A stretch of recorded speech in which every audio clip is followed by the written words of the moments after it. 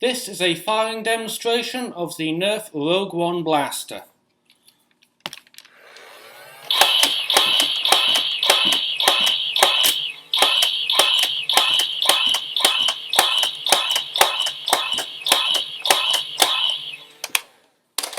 That was disappointing. Mr. Zombie Noggin is 24 feet away and I can reach him with considerable arcing.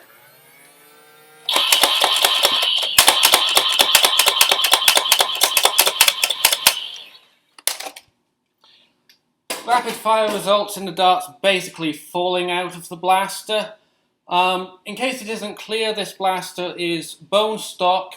It does have fresh batteries, so batteries are not to blame for what you see here. If this is what Grey Trigger performance is like, I gotta say I feel sorry for people in Grey Trigger countries.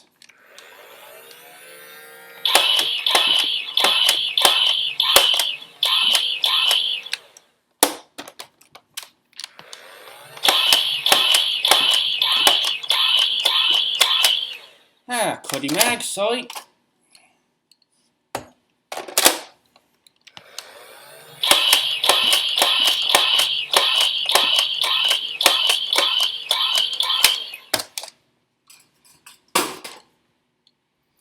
One thing that I'm not doing that I'd like to do later in the dark is use glow darts.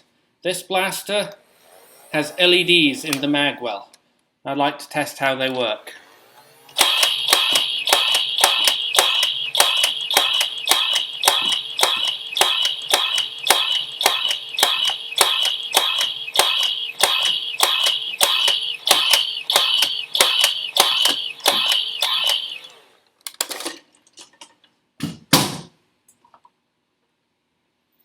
Apologies for the poor video quality.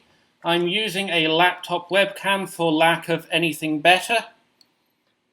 One neat thing that this blast can do is that if you pull the trigger a short distance, you can activate the light show without firing a dart, like this. So if you want to mix it up a little and sometimes actually fire a dart,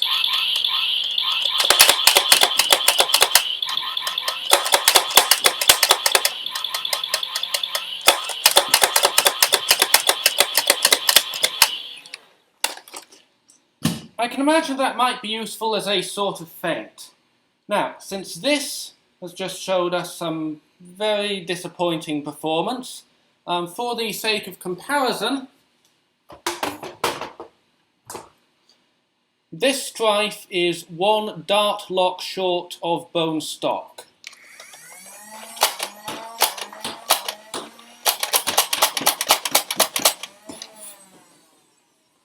Much better, eh? So, had I just fired this blaster off camera, it would be traditional to end this video by saying, "It shoots great and I like it a lot." Well, you've just seen how it shoots, and while there are things to like about this blaster, there are also things to dislike about this blaster. And I'm not just talking about the disappointing stock performance. If you've been following the recent discussions on the Nerf subreddit, you will already know all of the gory details.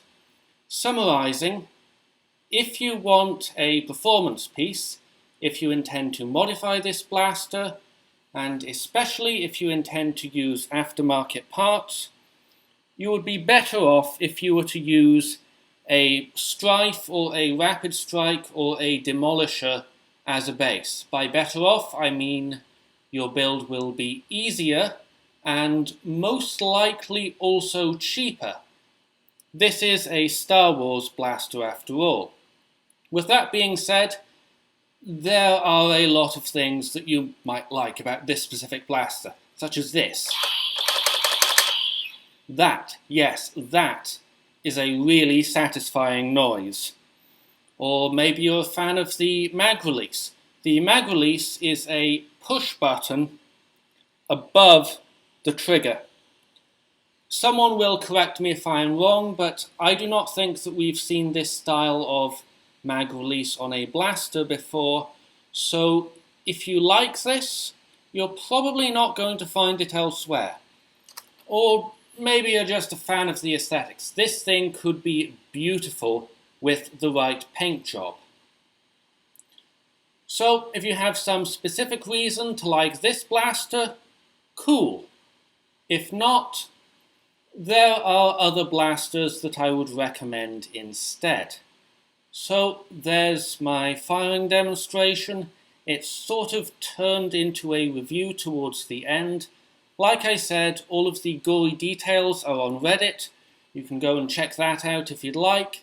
And while you're at it, don't panic, aim for the center of mass, and remember the dead, but fight for the living.